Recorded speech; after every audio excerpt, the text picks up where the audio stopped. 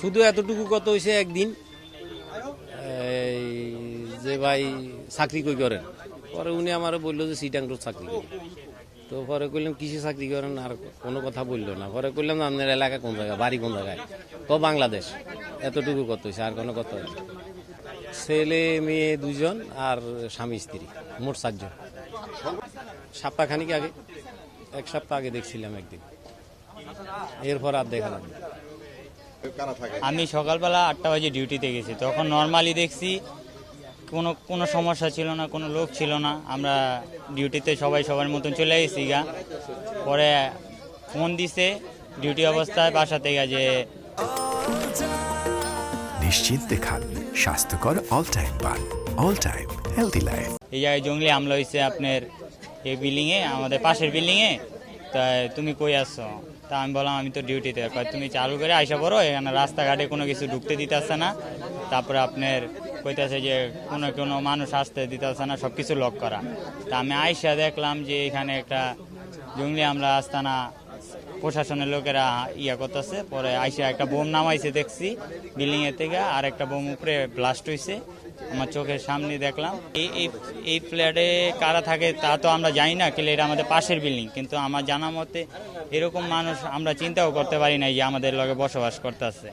এটা তো খুব একটা খারাপ কাজ হয়েছে। যে মনে করেন আমরা এখানে দিন মজুরি কাজ করি, আমরা দিন আনি দিন খাই, এখানে দেখা তো মনে করেন যদি প্রশাসনের লোক এই জিনিসটা না উদ্ধার করতো বা না জানতো, তাই দেখা যেত যে আমাদের বিশাল বড় ক্ষতি হয়ে যেত।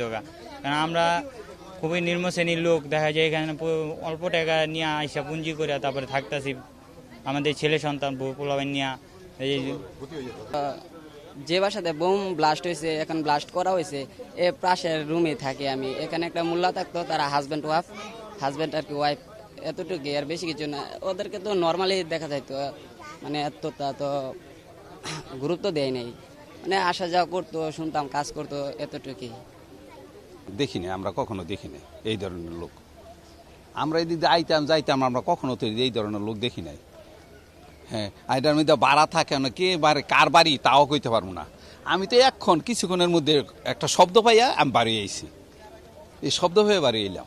আতঙ্কিত কিনা, যেমন দেখা গেছে জঙ্গির আস্তানা যদি আজকে অভিযান না চালাইতো তাহলে তো হ্যাঁ আতঙ্কিত অবশ্যই আমরা থাকতাম, এলাকাবাসী অবশ্যই থাকতো। এটা রিস্কের ব্যাপার না। এখন মনে করেন এখন প্রশাসনের লোক আসাতে আমরা জানতে পারলাম এই জিনিসটা, আর না কইতে জানতাম। আমরা তো সবাই ঘুমে রয়েছি। এত বড় একটা ঘটনা এই গ্রামের ভিতরে এমন যে হবে, এটা তো আমরা কল্পনার বাইরে। গত মাসের 5 তারিখে আপনারা জানেন যে নরসিংদীতে AK-22 রাইফেল সহ একজন টেরোরিস্ট অ্যারেস্ট হয়েছিল, এবং সেখানের থেকে যে প্রাপ্ত তথ্য সেটার উপরে কন্টিনিউটি মেনটেন করে আমরা নেত্রকোনাতে একটি টেরোরিস্ট ডেন আবিষ্কার করি, এবং সেটা হচ্ছে আপনার গত জুন মাসের 8 এবং 9 তারিখে সেখানে আমরা যাই এবং একটি অপারেশন করি, যেটা 9 তারিখে আপনাদের অনেকেই সংবাদকর্মীরা সেখানে গিয়েছিলেন।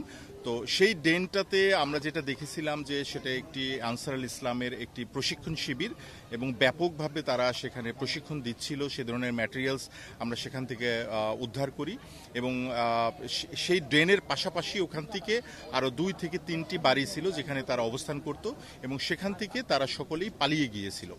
তো সেটার কন্টিনিউটি মেনটেন করে পরবর্তীতে আমরা দেশব্যাপী বেশ কিছু অভিযান পরিচালনা করি, এবং নেত্রকোনাতে যে অভিযানটি হয়েছিল সেখানে অ্যান্টি টেরোরিজম ইউনিটের সাথে নেত্রকোনা জেলা পুলিশ জড়িত ছিল।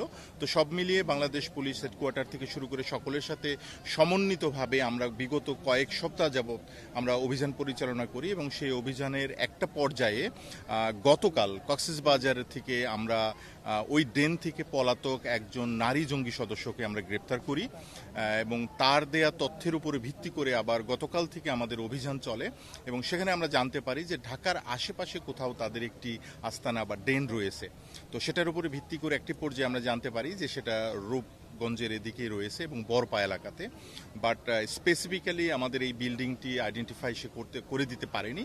তো সেখান থেকেই মূলত গতকাল থেকে আমাদের কয়েকটা টিম এই এলাকাতে সারা রাত কাজ করতে করতে আজকে সকালবেলা এসে আমরা স্ট্রাকচারালি এই জিনিসটা তাকে দেখালে দেন সে এনশিওর করে যে এটি সেই বিল্ডিং। তো পরবর্তীতে আমরা বিল্ডিংটি ঘেরাও করি, এবং ঘেরাও করার পরে আমরা যেটা দেখতে পাই যে এখানে টোটাল 20টার মতো রুম রয়েছে এবং এক একটা রুমে এক একজন বাসিন্দা থাকে।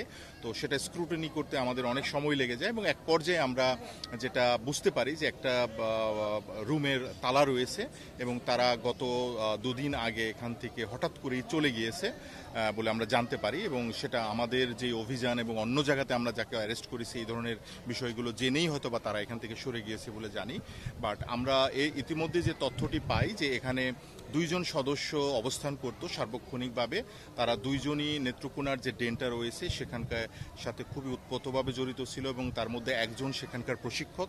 সেখানে জঙ্গি সদস্যদেরকে নতুন জঙ্গি সদস্যদেরকে যে প্রশিক্ষণ প্রদান করা হয়ে থাকে, বিশেষ করে আইডি রিলেটেড ব্যাপার এবং আইটি রিলেটেড ব্যাপারগুলো তারা প্রশিক্ষণ প্রদান করে থাকে এবং গুরুত্বপূর্ণ 2 জন সদস্য। এবং আমরা এই রুমে প্রবেশ করার পরে আমরা যে জিনিসটা দেখতে পাই যে এখানে আইটি রিলেটেড অনেক ধরনের কাজ হতো এবং আরেকটি রুমে এক্সপ্লোসিভ রিলেটেড কিছু ডিভাইস এবং আরও কিছু ম্যাটেরিয়ালস ওখানে রয়েছে এবং পরবর্তীতে আমরা 3টা ডিফারেন্ট টাইপের আইডির মতো সন্দিগ্ধ বস্তুর সন্ধান পাই এবং সেক্ষেত্রে আমরা সেই 3টি আইডির মধ্য থেকে একটিকে আমরা উপরেই ডিসপোজাল করি এবং বাকি 2টি আইডি মুভেবল মনে হচ্ছিল, আমাদের কাছে সিকিউর মনে হচ্ছিল, যে কারণে আমরা বাহিরে এনে সেটাকে ডিসপোজ করি। না হলে এটা স্ট্রাকচারালি অনেকটা ক্ষতি হতো যদি আমরা ভিতরে সেটা ডিসপোজাল করতাম।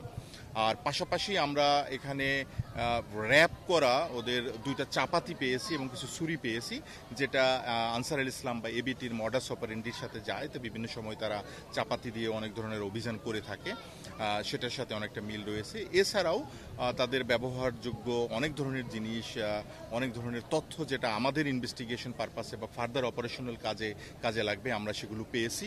তো প্রাথমিকভাবে এই ধরনের একটা ডেনের যে অভিযান, সেই অভিযানের প্রথম পর্বটা আমাদের অলমোস্ট শেষ হয়েছে। এখন এখানে আমাদের ইনভেস্টিগেটিভ টিম ঢুকবে, সেখান থেকে অনেক জিনিসপত্র আছে যেগুলো জব্দ করে এখানে একটি মামলা হবে এই রূপগঞ্জ থানাতে। সবসময় তো জঙ্গিদের একটা হামলার পরিকল্পনা থাকে এবং হামলার পরিকল্পনা ছিল কিনা এটা প্রিপারেশন থেকে অনেকটা বোঝা যায় যে কতটুকু প্রিপারেশন তাদের ছিল। আমরা নেত্রকোনাতেও 3টার মতো বোমা ওখানে আমরা পেয়েছিলাম, বোমা জাতীয় পদার্থ পেয়েছিলাম এবং ওখানে ট্রেনিং হয় সেটাও বুঝেছিলাম।